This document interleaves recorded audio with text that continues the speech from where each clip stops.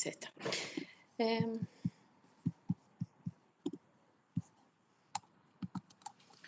bueno, ¿ahí lo ven bien? Perfecto. Listo. Con respecto a las diferencias, porque la clase que le estaba por presentar en la del año anterior, hubo algunas diferencias con respecto a estas poblaciones especiales, con respecto a lo que es el adulto mayor. El adulto mayor de edad avanzada es lo que nosotros antes conocíamos como anciano o habitualmente lo llamamos como el abuelito y en realidad lo tenemos que ver como un adulto de edad avanzada porque la visión global de esta población va a hacer que nuestra estrategia de tratamiento y de diagnóstico sea diferente. Por eso es muy importante actualmente en la revista La SAC, y en realidad hay un grupo que trabaja en la SAC, que es de cardiogeriatría, que pone como un documento de posición sobre este grupo, digamos, de adultos de edad avanzada. Y hace mucho hincapié en lo que sería la fragilidad y la valoración integral no solamente para las patologías oncológicas, para las patologías cardiológicas, sino para una visión global de esta población. Cuando uno empieza con las poblaciones especiales, habla de los pacientes oncológicos y de ellos tenemos un montón de pacientes oncológicos que pueden presentar síndromes coronario agudo, pero principalmente hay 4 estereotipos de pacientes oncológicos que tienen altas chances que en algún momento puedan presentar un síndrome coronario agudo, sea por la enfermedad de base o por el tratamiento que lo está tratando, o sea, el tratamiento oncológico que está recibiendo. Dentro de las, digamos, de las patologías oncológicas, las que más se relacionan con la enfermedad coronaria, en el caso de las mujeres es pulmón y mama y en el caso de los hombres próstata y colon. Obviamente también se pueden switchar entre hombre y mujer, pero estas son las 4 patologías oncológicas más frecuentes.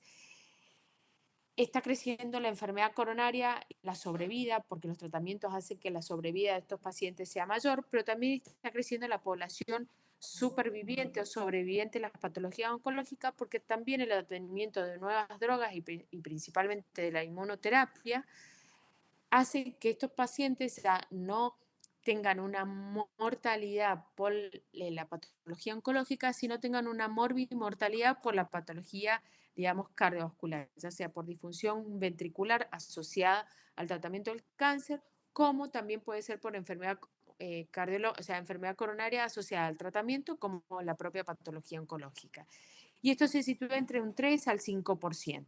Lo que hay que hablar, digamos, los pacientes oncológicos, es que si uno tiene un diagnóstico de una patología oncológica y presenta un síndrome coronario agudo, tiene que ver desde cuándo tiene el diagnóstico de la patología oncológica y desde cuándo está en tratamiento. Eso es lo principal. Y lo que tiene que tener visión a posteriori es saber cómo es la sobrevida de estos pacientes.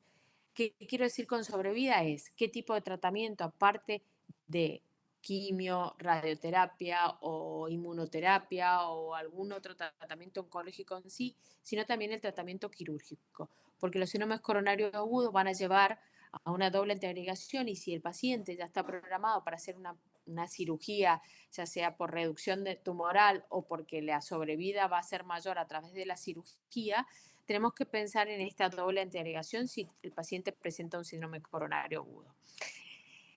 Dentro de estos pacientes tenemos que ver que aquellos que tienen un cáncer activo van a tener un pronóstico un poquito más ominoso que aquellos que no tienen el cáncer activo o que ese diagnóstico de su cáncer activo ha sido en los, digamos, los 6 meses del diagnóstico del síndrome coronario agudo o tenemos que pensar bien que la doble antiagregación puede desenmascarar digamos, un paciente oncológico. ¿Qué quiero decir? A veces vienen los pacientes con un síndrome coronario agudo sin tener en la unidad coronaria o en la angioplastia, la doble antiagregación desenmascara un cáncer de colon. O al revés, un síndrome coronario agudo se desenmascara, digamos, en el tratamiento de un paciente oncológico por, no sé, por ejemplo, un paciente que tiene un cáncer de colon, tiene tratamiento con Folfiri o lo que sea, capecitabine o 5-fluoracilo y desenmascara una enfermedad coronaria que no sabíamos. Para esto tenemos que saber, cuando uno, digamos, ve la población oncológica, tenemos que estratificarlo como cualquier otro paciente con su riesgo cardiovascular, como el basal que le hacemos a cualquier paciente que no tenga la patología oncológica. Pero a esto se le suma el tratamiento que está recibiendo, ya sea quimioterapia, radioterapia, inmunoterapia, y después, cuando uno sobrelleva esa enfermedad oncológica, hay que seguir estos pacientes en lo que se llama los supervivientes, porque no porque hayan dejado el tratamiento oncológico, porque hayan sobrevivido o hayan remitido su patología oncológica, quiere decir que están exentos de tener un segundo cáncer o están exentos de tener enfermedad coronaria.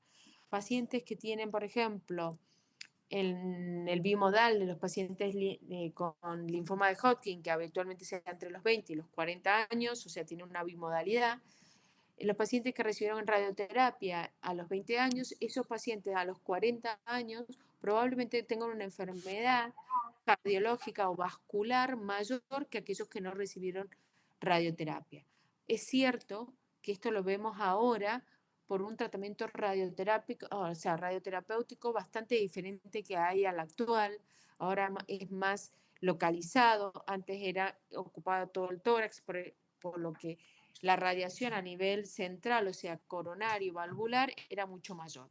Pero no deja de uno ver que esto puede existir. Entonces, cuando uno ve los pacientes oncológicos activos o supervivientes de la patología oncológica, tiene que pensar en las patologías que tuvo previamente, en los tratamientos que tuvo previamente y cuáles son los órganos blancos de esos tratamientos. Como les decía, la radioterapia en los pacientes oncológicos, principalmente los oncohematológicos, es la principal causa de enfermedad vascular a largo plazo. Y cuando uno habla de patología oncológica, habla de la fisiopatología y nosotros conocemos la disfunción endotelial o la enfermedad aterosclerótica como parte de lo que sería la enfermedad del síndrome coronario agudo, pero esto tenemos en los pacientes oncológicos, aparte de la enfermedad cardiovascular o enfermedad endotelial que aparece en cualquier paciente sin enfermedad oncológica, tenemos los propios efectos del cáncer, los propios efectos de la quimio, radioterapia o inmunoterapia que ahora lo estamos viendo. ¿Qué quiero decir? Hay patologías, por ejemplo, el cáncer de colon, que su tratamiento base son las fluoroperidinas y la toxicidad más habitual de esto es el vasoespasmo y la injuria endotelial, mientras que, por ejemplo, en los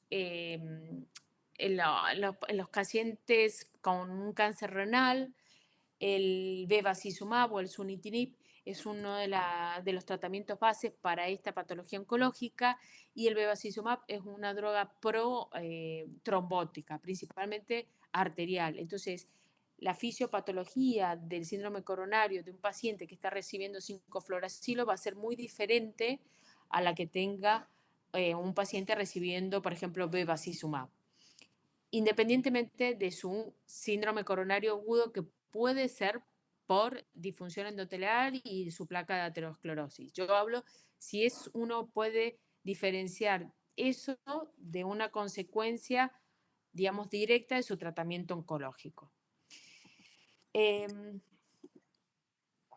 Así uno va a diferenciar, por ejemplo, los síndromes coronario agudo por ruptura de placa versus el Takotsubo versus el Minoka. Esto ya lo habrán visto en otras clases, que pueden haber síndromes coronarios agudos primarios con la disrupción de la placa, el síndrome coronario secundarios, aquellos que van en una oferta y demanda digamos, de oxígeno y una disfunción, digamos, entre oferta y demanda de lo que sería la irrigación vascular coronaria.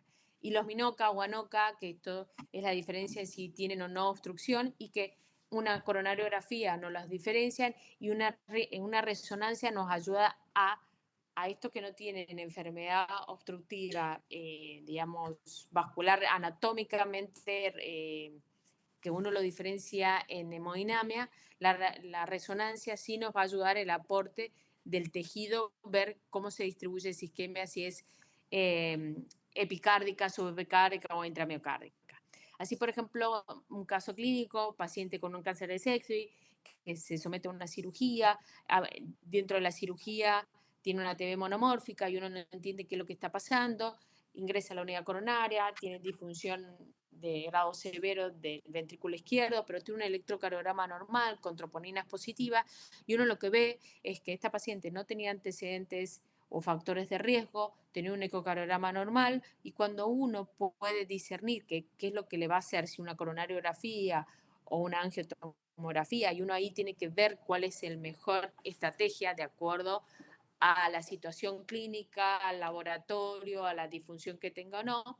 En este caso, nosotros la sospecha de que tuviera enfermedad coronaria era muy baja, no estaba para ir a un cateterismo, sí teníamos chance de poder hacerle una angiotomografía, por lo cual se la hace, se evidencia que no hay ateromatosis en las arterias coronarias, y sí lo que se evidencia que tiene un puente muscular, bastante, digamos, categórico y categórico también en las hipoquinesias donde esta paciente tenía en la casa, en el ecocardiograma, evidenciado en el ecocardiograma. Así como les decía, aquellas, digamos, síndromes coronarios agudos que tienen ausencia de enfermedad obstructiva coronaria, digamos, epicárdica, la resonancia acá es fundamental para poder diferenciar en este semáforo rojo, amarillo y verde si es un MINOCA o no es un MINOCA.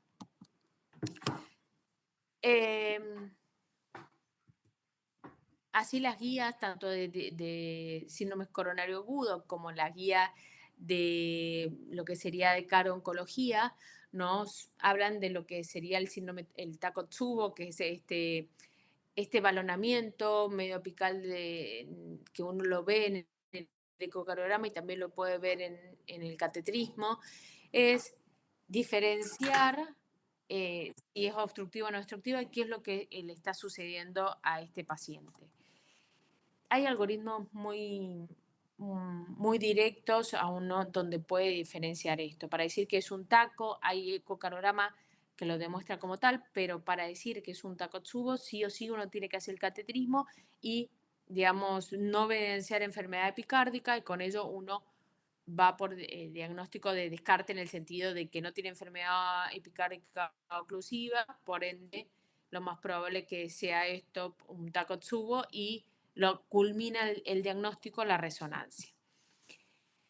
Eh, Cuando uno va a las guías de, digamos, de epidemiología y de diagnóstico en los pacientes, o sea, las guías de síndrome coronario agudo, en las guías de oncología, el diagnóstico de los pacientes oncológicos con un síndrome coronario agudo, habitualmente están subreportados. ¿Por qué? Porque estos pacientes tienen una sintomatología que se switchea mucho con su patología oncológica. Habitualmente se presenta más como un síndrome coronario no ST que como un ST. Habitualmente alta prevalencia en lo que sería disnea como equivalente anginoso. Y cuando uno tiene angina, no es la angina la típica de un síndrome coronario agudo. A veces esa angina está solapada o está, digamos, cubierta o encubierta por los tratamientos del dolor, principalmente los opioides. Entonces, cuando uno ve a un paciente oncológico, debe ser muy minucioso en el interrogatorio y preguntarle si esta sintomatología ya la viene teniendo y si puede diferenciar un dolor con respecto al otro. A veces las metástasis dan dolor torácico, a veces los opioides dan muchas náuseas y por ahí tienen un compromiso de una arteria coronaria derecha que da más náusea, más vómito y no tanto el angor y uno mezcla un síndrome digestivo con lo que podría ser un síndrome coronario. Los pacientes oncológicos también uno ve que son no solamente subdiagnosticados, sino subtratados, porque piensa que un paciente oncológico tiene una sobrevida baja y listo, no hay nada más para hacer. Importantísimo acá la charla con el oncólogo, ver qué tipo de patología oncológica tiene, qué estadio está, qué tratamiento está recibiendo y cuál es su pronóstico de vida. Si el pronóstico de vida es más de 6 meses, uno ahí puede hacer, digamos, dicotomizar el tratamiento del síndrome coronario agudo con elevación del ST, en decir si puede ser revascularizado o no y la forma de revascularización. Habitualmente uno elige, como cualquier otro paciente, si tiene un pronóstico positivo, o sea, favorable, elige la revascularización con angioplastia, obviamente con DES, o sea, con estén liberadores de droga, y uno ahí va a preguntarle, que es esencial, es si tiene pensado hacer una cirugía en los próximos 6 meses por el hecho de de la elección de la doble antiagregación. Es cierto que las guías fueron cambiando en los últimos años y la doble antiagregación empieza a disminuir en el tiempo. ¿Qué quiero decir? Antes necesitamos a doble, tres, podríamos tener una doble antiagregación y poder suspenderla transitoriamente si cuando hablamos de tratamiento, uno va a elegir el conservador versus el invasivo teniendo en cuenta esto. Entonces, categoría del cáncer que tiene, el estadio, el tratamiento actual que tiene y el tratamiento futuro. El tratamiento actual habitualmente se suspende y se sospecha o no si puede estar en relación con el síndrome coronario agudo. Lo que les decía, si uno ve que está en tratamiento con 5-fluoracil o capecitabine, uno sospecha de que puede ser vasoespasmo, que puede ser sobre arterias comunes o un vasoespasmo sobre una placa, digamos, cálcica o una placa de colesterol previo que el paciente tenía. Si está en tratamiento con bevacizumab, uno puede sospechar que puede ser por trombosis y no por disfunción endotelial o disrupción de la placa. En eso el IBUS va a ayudarnos un poco a discernir si es por trombosis sola o por ruptura de placa. Los VEGF, que son el sustento, digamos, el sunitinib como tratamiento para el cáncer renal, lo que hace el sunitinib y a veces el nilotinib hacen una aceleración de la disfunción endotelial, con ello aumentan la enfermedad vascular con mayor placa de colesterol y eso favorece aún más a la progresión de enfermedad coronaria. Entonces, si uno puede y distingue estos tratamientos, se deben suspender y empieza todo lo que sería el tratamiento para un síndrome coronario agudo. No hay, digamos, sustento en no indicar nitroglicerina, solamente uno suspende o no indica la doble antiagregación en algunos casos cuando si tiene tricitopenia y que ese, por ejemplo, el valor de las plaquetas son menos de 10.000, ahí uno no podría indicar aspirina. Si tiene un valor menos de 30.000 no podría indicar clopidogrel y si tiene valores de menos de 50.000 no podría indicar ni ticagrelor y prasugrel. La doble antiagregación, digamos, más aceptada universalmente porque por los trabajos que son muy poquitos, son de cohortes y no son los altamente randomizados como es en los síndromes coronarios en general. La doble antiagregación aceptada o la comúnmente usada es aspirina clopidogrel, pero no quiere decir que los otros no sean, digamos, indicados, sino deben ser muy seleccionados los pacientes en donde uno va a usar ticagrelor o en algunas veces prasugrel. Esto es muy importante, estos valores, menos de 10.000, menos de 30.000 y menos de 50.000, para saber qué es lo que uno va a elegir como tratamiento de doble antiagregación. Y cuando uno se encuentra con una enfermedad de tres vasos, tendría que uno saber qué es lo que vamos a tener adelante del tratamiento oncológico. Hay pacientes que son oncohematológicos, que la doble antiagregación, la verdad, es muy, muy molesta porque se van a someter, por ejemplo, a un trasplante de médula.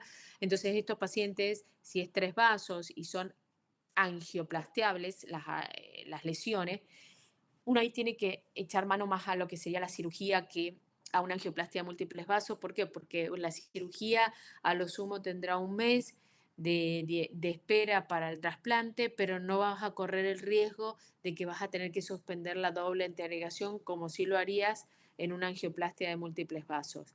Y pensar que en el tratamiento del trasplante de médula los pacientes quedan tricitopénicos por bastante tiempo, al menos inicialmente en el trasplante y después empiezan a recuperar esa médula. Entonces, que un paciente sea oncológico no quiere decir que no sea revascularizado.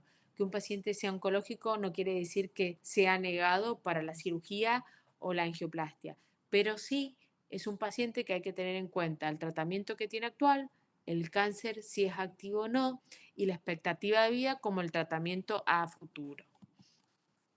Entonces, cuando hablamos de la población oncológica, decimos que es una población excluida en la mayoría de los estudios, por lo tanto, la mayoría son registros, son datos de registro de cohortes poblacionales de la vida real. que son subreportados, por ende este 3 a 5% por ahí es mucho más de lo que nosotros pensamos, que la cardiopatía isquémica de estos pacientes no es solamente la común, sino la que está asociada al cáncer de por sí, que es protrombótico, y también asociada a los tratamientos oncológicos, y que hay terapias oncológicas que favorecen, como los que dijimos, el 5-fluoracilo, la capecitabine, el nilotinib, el bevacizumab, la radioterapia, y obviamente la inmunoterapia está haciendo sus estragos en este momento, pero no tanto como síndrome coronario, sino en algunos otros escenarios, que obviamente es mejor tener un síndrome coronario sin una patología oncológica, por supuesto, que es un predictor independiente de eventos cardiovasculares, el cáncer, y que la presentación clínica lo más habitual es como un síndrome coronario no ST, y que el síntoma más habitual, por así decirlo, o el signo más habitual, en realidad el síntoma es disnea. Hay un cuarto de la población que se presenta como hipotensión. No olvidar que la doble integración no está contraindicada, pero sí está contraindicada cuando uno tiene valores de plaquetas muy bajos, y que esto que es no solamente los pacientes oncológicos, sino en los pacientes en general, pero que sí hay que pensar que en estos pacientes oncológicos, si está recibiendo un tratamiento oncológico, hay que esperar un mes para reiniciar ese tratamiento y ver que estos tratamientos pueden hacer el apuse de la visitopenia a los 15 días que empieza. Entonces, eso también hay que tenerlo en cuenta para cuando uno vaya a elegir la estrategia con estos pacientes. En general, antes se usaba mucho la angioplastia con balón, después se usaba la angioplastia con stent convencionales, pero actualmente las guías lo que recomiendan es stent con liberador de drogas y la doble antiagregación. Es cierto, si uno no tiene eso, iba a ser mejor un stent convencional que una angioplastia con balón. O balón convencional, digo, no balón con drogas como ahora estamos teniendo, que es una opción muy válida para los pacientes con patología oncológica. Cuando uno habla del segundo grupo, que es los adultos de edad avanzada, los pacientes añosos, las guías se empiezan a ser un poco más flexibles con esto de que no es tanto el abuelito, sino son pacientes, pero de edad avanzada. Y cuando uno habla de esto, también son personas que están excluidas de los trials, porque la mayoría de los trials es entre 50, 70, 65, 70 años. Y cuando habla de un adulto avanzada, son adultos de más de 75 años. Entonces, ¿qué es esto? Es una población que está subestudiada, como los pacientes oncológicos, que tiene una fisiopatología propia de la edad avanzada, que tiene un diagnóstico diferente porque ya los valores de troponina empiezan a ser, digamos, tienen niveles de cortes diferentes para esta población. ¿Por qué? Porque tienen otras patologías que favorecen a la elevación de la troponina, como es disfunción ventricular previa, como es insuficiencia renal, como es la fibrilación auricular, como es la insuficiencia, digamos, los pacientes en diálisis. Entonces, en esta población lo que tenemos que tener muy en cuenta es valor basal, y no solamente por una troponina elevada decir que es un síndrome coronario agudo, sino es el valor basal con su delta. En esto es muy importante. Cuando uno habla de adulto mayor o adulto de edad avanzada, habla de este documento de posesión que la gente de la SAC lo especifica muy bien. Y habla sobre valoración integral del paciente y de fragilidad. No es lo mismo la edad cronológica del paciente que el score de fragilidad.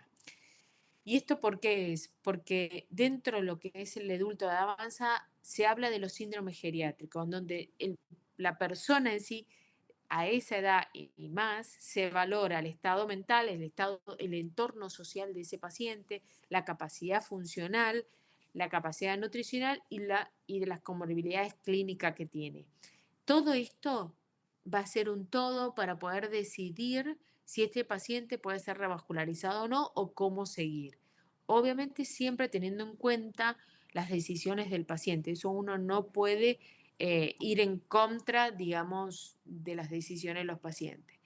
Es cierto que en los pacientes de adultos de avanzada hay cambios biológicos asociados al envejecimiento, como mayor carga aterosclerótica, mayor enfermedad de múltiples vasos, calcificación coronaria, que es mucho más extensa. Hay, digamos, revascularización propia que se da por esta isquemia crónica, hay mayor rigidez endotelial, hay menor, en algunos casos, menor reserva fisiológica como tal, y obviamente la disfunción micro y macrovascular va a estar presente. Entonces, las guías hacen, las últimas guías de síndrome coronario agudo, las europeas, las americanas, hablan de estos pacientes frágiles. Por ende, no es, digamos, ahora al adulto mayor, cuando uno tiene que decidir un tratamiento, y en este caso sería el tratamiento por un síndrome coronario agudo, tiene que hacer esta valoración de paciente frágil. O sea, ya está instalado y debe hacerlo. Existen varios scores, uno que habla de los scores de fragilidad en cuanto al movimiento, si, por ejemplo, hace cosas en su casa o es muy activo, hace actividad física, a aquel que es terminal por completo, que no se mueve de su cama, que no tiene, digamos, no es autoválido en nada, o también los scores hablan de fragilidad, aquello en el caso del estatus mental, si es funcional o no si es funcional, eh, si está incluido socialmente o está aislado, o sea, hay diferentes escalas que nos permiten ver esta fragilidad de estos pacientes. Y de acuerdo a esas escalas o esa valoración geriátrica que tenemos que tener, digamos, o trabajar en conjunto con la gente de geriatría, nos van a permitir, si es un síndrome coronario agudo tipo ST, uno rápidamente puede discernir que el paciente que si es apto para ir a una doble arteriación, a una cinecoronariografía o no, y en aquel que es un ST, nos da tiempo un poco más a explorar. También población subdiagnosticada, población subtratada y obviamente la angioplastia con stent es menor que con respecto a la población en general. Pero porque a veces tratamos a estos adultos de edad avanzada como abuelitos inválidos. Son gente que se comunica socialmente, que manda mail, que tiene su vida activa, que tiene su grupo social. Hay personas de 80 años que siguen trabajando. Entonces, uno no los debe excluir.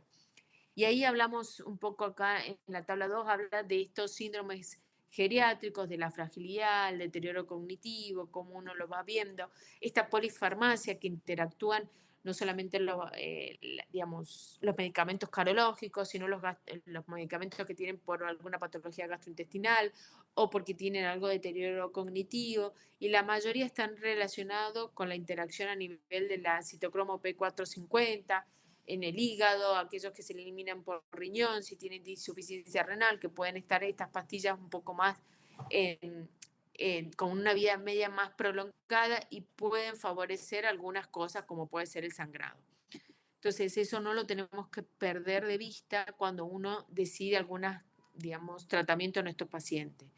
Y obviamente, como les decía, la enfermedad vascular o los síndromes coronarios en estos pacientes están muy relacionados a cambios relacionados con la edad propia cronológica y algunos están relacionados con este envejecimiento de todo eh, el árbol arterial, en esta oferta de demanda, en este aumento de la resistencia endovascular micro y macrovascular, en esta poca de reserva coronaria que en algunos pacientes se pueden presentar y a veces en algún síndrome que, digamos, concomitante que esté, digamos, transcurriendo o esté transitando ese paciente.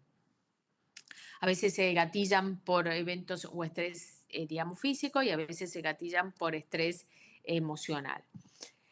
Las guías hablan muy bien de esto de adultos de edad avanzada, lo ponen como tal y hablan de esta fragilidad o este score de fragilidad que debemos hacer hincapié y de las comorbilidades de los pacientes, que no son contraindicación por ser adulto de edad avanzada de revascularizarlo con, digamos, angioplastia, pero sí tener en cuenta que, por ejemplo, dentro de la doble antiagregación, los pacientes mayores de 75 años, la verdad que prasugrel y ticagrelol no sería la opción número uno para ellos, sino sería el clopidogrel la opción número uno, y que si usamos alguno de estos, tica o prasugrel, serían en población o en personas muy individualizadas de acuerdo al costo-beneficio. ¿Qué quiere decir? Costo-beneficio de isquemia versus hemorragia. Acá los pacientes adultos mayores, el score tanto de isquemia, o sea, del riesgo isquémico como el riesgo hemorrágico son casi a la par. Entonces hay que tener muy, muy en cuenta esta doble integración y el tiempo de esta doble integración. Mucho pacientes más de 65 años, imagínense más de 75, que es esta subpoblación, tienen alta incidencia o prevalencia de lo que es la fibrilación auricular. Por ende, la gran mayoría ya están anticoagulados. Entonces, la triple esquema, o sea, doble integración más anticoagulación, es por un mes y después se deja un doble esquema, que ya lo habrán visto en clases pasadas, es anticoagulación con clopidogrel. Si uno no tiene la posibilidad de hacerle angioplastia a estos pacientes y sí trabaja en un hospital en donde uno tiene la posibilidad de darle fibrinolíticos, tiene que elegir algún fibrinolítico de acuerdo a la edad. Y si uno elige una fármaco invasiva, uno tiene que darle la mitad de la dosis de los trombolíticos para después ir a hemodinamia y hacer, digamos, la estrategia invasiva. Obviamente pensando siempre, en el caso de los adultos mayores, el riesgo de sangrado con los fibrinolíticos. Y cuando uno habla en el tercer grupo, que es el de paciente de sexo femenino, habla principalmente de esta población que también es subdiagnosticada por muchas cosas. Primero, porque los síntomas, a pesar de que el dolor precordial es el signo y el síntoma, el síntoma más frecuente en esta población, también es cierto que hay una alta incidencia de otros síntomas, como es disnea, como es síntomas difusos, como que la persona, digamos, del sexo femenino no puede discernir bien lo que le está sucediendo o a veces por tener palpitaciones adornado, digamos, adjunto al dolor, uno lo toma más como si fuera un ataque de pánico. Entonces, esta población es subdiagnosticada por la presentación y cómo lo exterioriza al momento de la consulta. Cuando uno ve la epidemiología, las mujeres desarrollan enfermedad coronaria aproximadamente entre 7 y 10 años más tarde que los hombres y sigue siendo obviamente la enfermedad cardiovascular la principal causa de muerte, tanto los hombres como las mujeres, y la enfermedad oncológica la segunda causa de muerte. Y cuando uno tiene adultas mujeres que tienen un síndrome coronario agudo, pero que son más jóvenes, uno tiene que pensar en ciertas patologías que llevan al síndrome coronario agudo, no tanto en disfunción endotelial, no disfunción endotelial, disrupción de la placa, sino más en disfunción endotelial y relacionado a otras causas de síndrome coronario agudo que en el hombre no son tan prevalentes como es las disecciones o a veces los Takotsubo. Em, en estos pacientes van a ver que el desarrollo de enfermedad coronaria y el desarrollo de estos síndromes coronarios agudos está muy relacionado con lo hormonal, con la pérdida de los estrógenos y en el caso de testosterona, cuando uno está perimenopáusica, pre o posmenopáusica, hay cambios hormonales y esto favorece de alguna forma a las diferencias de presentación de los síndromes coronarios agudos en una misma población femenina. Sí es cierto que en los hombres, cuando uno los compara, como lo dice en la figura, la mayor causa de trigger o de causa de síndrome que gatilla el síndrome coronario agudo, en el hombre más es un estrés más físico o una situación emocional, pero en la mujer es más el estrés emocional que lo físico. Están los dos, pero uno es más emocional y el otro es más físico. Que las lesiones, o cuando uno compara y tiene la posibilidad de hacer un cateterismo y ve un síndrome coronario agudo de un hombre y de una mujer, probablemente el síndrome coronario del hombre esté dado por la placa con ruptura de, digamos, de esa placa, con la formación de trombo, mientras que en la mujer existe esa posibilidad, pero también existe la enfermedad de pequeños vasos, la enfermedad por vasoespasmo, digamos, la enfermedad, un síndrome coronario agudo, pero no por obstrucción de las arterias epicárdicas, como decíamos, más los INOCAS.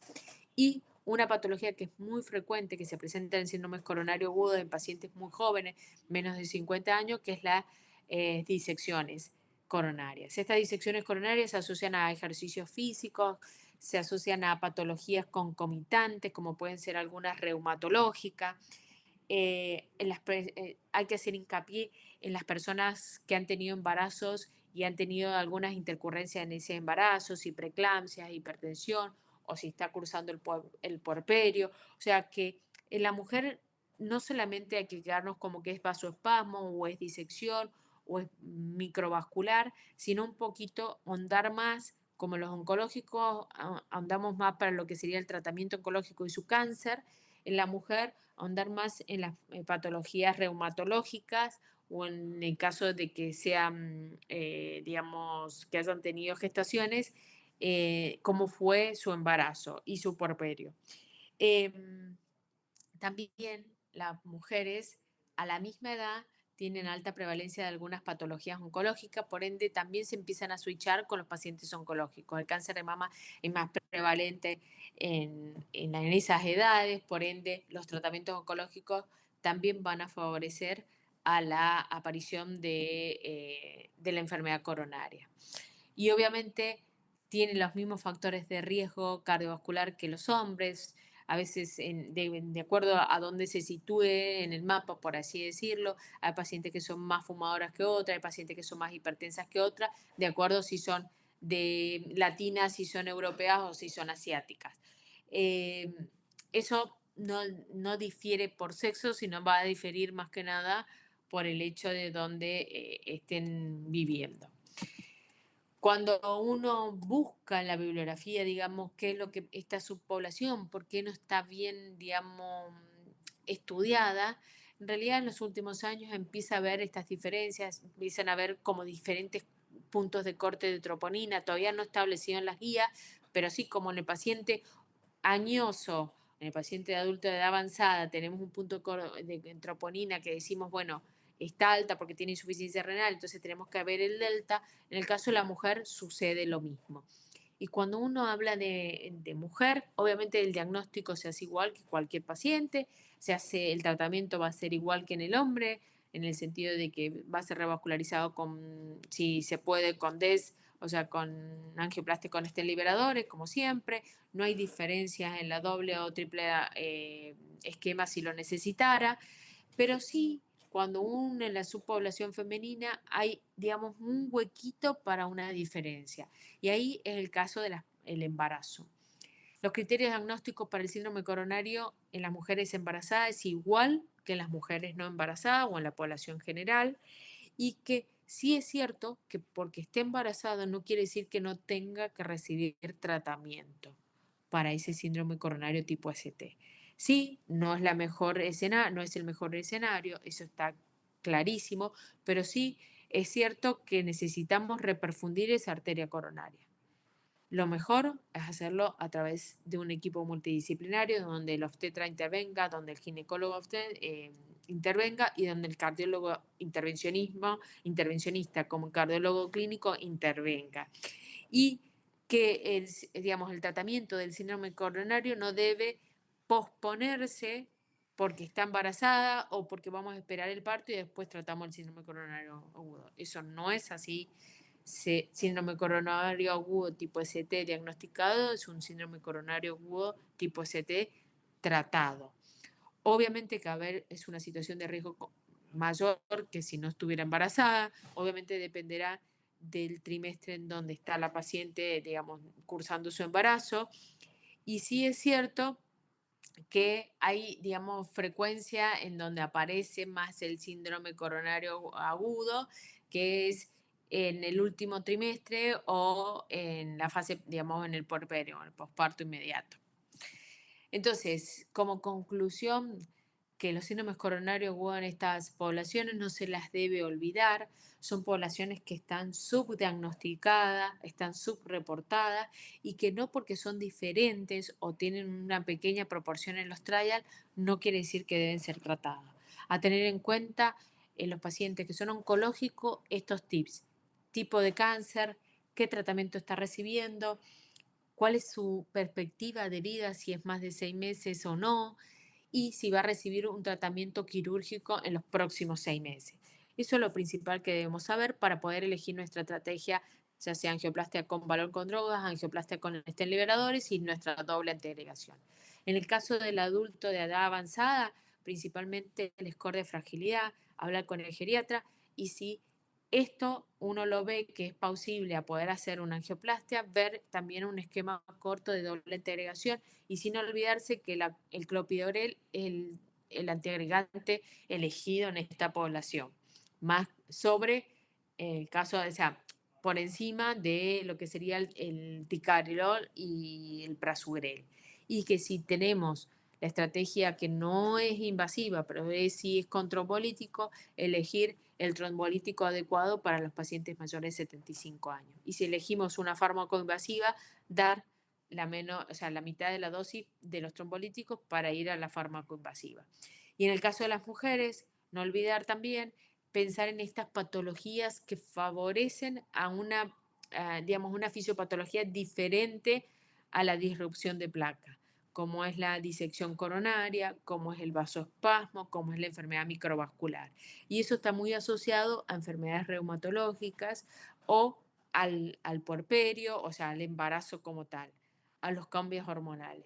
Si uno tiene en la cabeza estos tips que son muy puntuales, uno le va a poder ofrecer a estos pacientes el mejor tratamiento para su síndrome coronario agudo.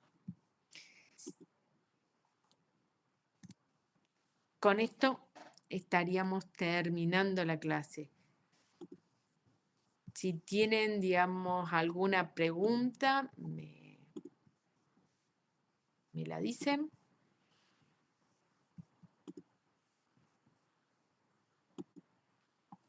Hola Doc, ¿qué tal? Sí. Federico. No, me surge la duda, que un poco lo dijo igual en la clase, pero los pacientes, digamos, oncológicos que muchas veces entran en el nadir de la quimio o eso, que hacen Sí. freno medular con plaquetopenia, en el caso de que uno decida estudiarlos, Sí. independientemente del estatus de su enfermedad, de la sobrevida mayor a 6 meses, etc. El manejo, digamos, antiagregante, eh, que- ¿cómo se haría? ¿Qué eso pesaría? Porque digo, bueno, quizás la transfusión plaquetaria, como para llevarlos a un valor un poco más alto, no sé si ayudaría fehacientemente. La verdad que, mira, justamente me dedico a la parte de cardio-oncología y nosotros Sí, no hacemos transfusión plaquetaria para nada porque ok, la citopenia que tiene depende de la patología. Si vos sabés que es una médula que está frenada por el tratamiento oncológico, es una cosa. Y una cosa es que digamos, su visitopenia o su plaquetopenia está dada por su patología oncológica como tal. O sea, si por ejemplo vos tenés una leucemia y no, vos no vas a elegir una angioplastia con doble antiagregación. Lo que vas a elegir, puedes hacer una angioplastia, pero no le vas a poner el doble antiagregante porque probablemente después se lo tengas que sacar. Entonces, por ahí causas más, digamos, riesgo que beneficio en esos pacientes. Si bien, es, si es un paciente que vos decís justo están en la ley de la visitopenia, y ahí lo que haces es hacer o sea, la angioplastia y le pones aspirina porque tenés menos de 10.000, o sea, si tenés menos de 10.000, no puedes llevar hemodinamia tampoco. Entonces, sí ahí haces claro, transfusión de plaquetas para poder llevarlo a hemodinamia si es que no lo puedes estabilizar. Porque por ahí con NTG y todo baja el ST y lo tranquilizas un poco, por así decirlo, el síndrome coronario. Pero si no podés hacerlo, ahí sí tenés que transfundir plaquetas. Sí. Y es bien, cierto que en escenarios, por ejemplo, en donde la plaquetopenia se acentúa, como es fiebre o alguna otra cosa, y uno habla con hematología y dice, bueno, a ver, estamos en un doble producto por fiebre, por esto, podemos hacer una transfusión y vemos el mejor escenario para estos pacientes, sí. bien, perfecto. Entonces, digo, el primer escenario del ejemplo que dio sería no utilizarla, ni la doble antiagregación para nada. Y yo pensando, digo, si se hace una CCG efectivamente y se pone, digamos, un stent, cómo hacer el manejo, obviamente, para evitar la trombosis, etc. No, lo que pasa es que vos para ir a una CCG también necesitas por lo menos más de 20.000 plaquetas, mínimo. Claro, sí, bien, Así que mínimo, y es el valor mínimo que vas a necesitar para poner una aspirineta. bien, Entonces, estás con ese valor. Ahí te podés hacerlo. Si no, bueno, uno transfundiría. Si vos ves que está sangrando y no puedes ni ir ni hacer un cateterismo. O sea, ahí es costo-beneficio, riesgo isquémico versus el hemorrágico. Ni hablar, o sea, con ese nivel de plaquetas uno no elegiría trombolíticos. Yo creo que dentro de lo que es trombolíticos versus angioplastia, siempre gana la angioplastia sobre los trombolíticos, salvo que los tiempos no sean los adecuados, siempre, en la población general, y esto lo habrán visto. Pero si es en el paciente oncológico, también gana la angioplastia sobre los trombolíticos, por supuesto, porque una de las contraindicaciones de los trombolíticos es un cáncer activo, una de las contraindicaciones del trombolítico es metástasis a nivel cerebral o alguna cirugía reciente mayor, entonces estás como directamente casi atado a un tratamiento invasivo. Bien, bien, perfecto. Doc, yo tengo una pregunta en el caso de elegir el Bare Metal Stent. O sea, Sí. hay el criterio, digamos, básicamente hoy en día que prácticamente son todos DES. ¿Qué sería? ¿Tener plaquetas por debajo de 50.000, por ejemplo? ¿Recomendaría eso? Y a No, partir de ahí, si es un Bare, la segunda parte es, ¿cuánto tiempo después continúa con esa antiagregación que entiendo que es simple, no dual? ¿No? sí. ¿Cómo sería? No, la verdad que eso cambió mucho con el tiempo. Antes Ujú. elegíamos, van a ver las guías previas, es más, creo que en el 2019 las guías de cardio-oncología poníamos ver Stel, o sea, Stel comunes convencionales sobre los DES, y eso cambió. O sea, ahora si hay que elegir, elegís angioplastia con liberador de drogas porque la doble antiagregación se ha cortado muchísimo. O sea, vos Ok. con 3 meses de doble antiagregación te bastaría en el caso que tuvieras que hacer algo más para ese paciente oncológico. O sea, el liberador de droga va a la cabeza. Si vos tenés las dos cosas, liberador de droga. Si no tenés, elegís el convencional y le haces la doble antiagregación que te permite al paciente. O sea, si vos podés hacer un año de doble antiagregación, bienvenido sea. Ok. Es mejor. Eh, y lo que no está cabeza a cabeza todavía, porque obviamente no está y no creo que vaya a estar nunca, es elegir entre un liberador, o sea, un balón con liberador de drogas versus un convencional. Ujú. Porque ahí creo que va a haber unas diferencias, pero bueno, eso no vamos a tener, yo creo que nunca vamos a tener datos de eso, sino va a ser de cohortes reales. Sí. Ok. Pero O la sea que... doble aplicación de las últimas guías Ujú. que son del 2023, 2024, al acortar los tiempos a nosotros nos ha ayudado un montón. Porque Ok. antes vos tenías que tener 6 meses sí o sí, y ahora fíjate que son 3 meses, Ujú. a ver, lo mínimo. De ahí Ujú. más, completa tu año, pero 3 meses está perfecto. Y creo que 3 meses se banca cualquier, bueno, no cualquier paciente, pero bueno.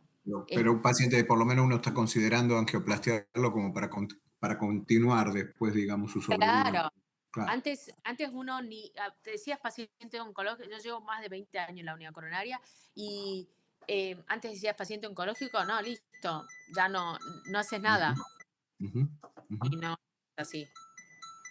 Doctora, como criterio, digamos, si tiene entre 30 y 50.000 plaquetas, el paciente ese tranquilamente podría ir a una angioplastia con DES y hacerle una antiagregación breve de 3 meses con clop y aspirina, por ejemplo. Totalmente, sí, con clopio y aspirina, sí. Ok, muchas gracias. No, de nada.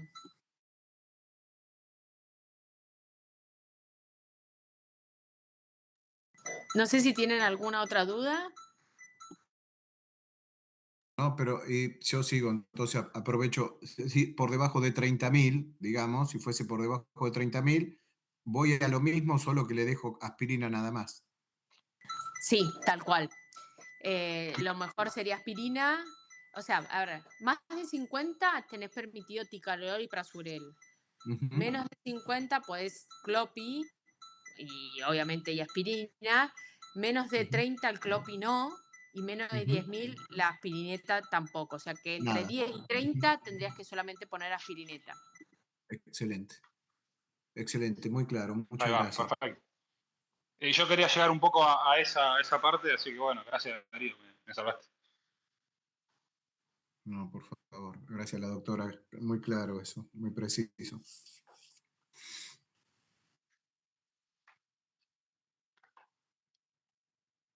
No sé si tienen otra duda o algún que quiera algo que les explique otra cosa más. Digamos, creo que los valores tienen que ser claros para no confundirnos. Eso de menos de 10.000, menos de 30, menos de 50. Listo. Con eso vos sabés que menos de 10.000 no vas a poder poner ni una aspirineta, por ende no vas a poder ni angioplastear ni hacer un cateterismo de nada. Menos de 30.000 estás atado solamente a hacer un cateterismo diagnóstico y una angioplastia, te diría hasta con balón, y poder ponerle una aspirineta. De entre 30 y 50 vos le podés poner la doble integración con Clopi, más de 50 ya estás perfecto.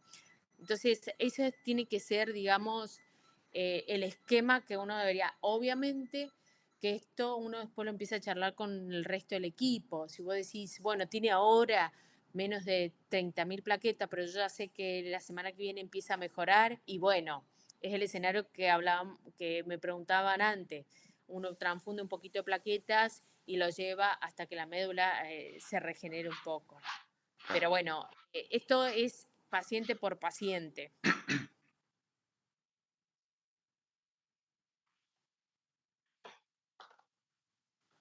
Bien, perfecto. Bueno, muchas gracias. De mi parte, clarísimo. Excelente, muchas gracias, doctora. Sí, Muy no claro. sorprendo. Bueno, que tengan buena tarde. Igualmente, gracias. Bueno, Hasta luego, gracias. hasta luego.